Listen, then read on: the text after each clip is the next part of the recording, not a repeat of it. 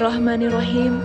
Prosesi upacara adat ngarah sareng siraman calon panganten istri anu wastana Neng Yolanda, putri cikal Bapak Ferdian Mustafa sareng Ibu Amanda Cynthia dina danget ayeuna bade dipandu kusim kuring Putri Aulia. Sumangga urang kawitan.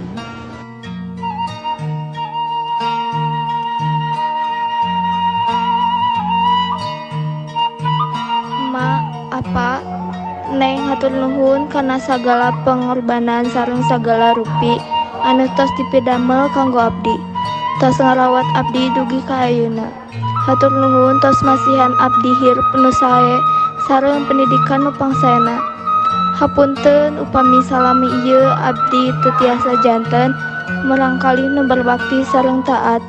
Izinan abdi ngajalenkeun kahirupan rumah tangga apa emak.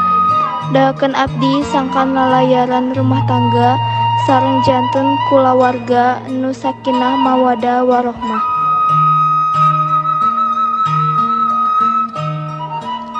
Nya bager ku bapa di Hampura, bapa ge punten can tiasa jadi bapa nu bener keur Neng.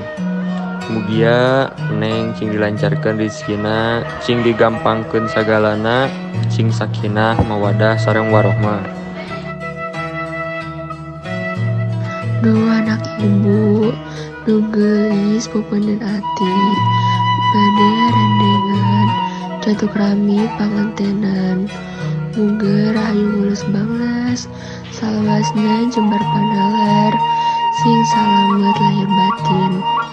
Bral gara jengkar bapak tapak lelembutan deuk sauyeunan jeung panutan. Silih aledan silih simbol ku kasih sakolargi ngaduakeun beurang peuting.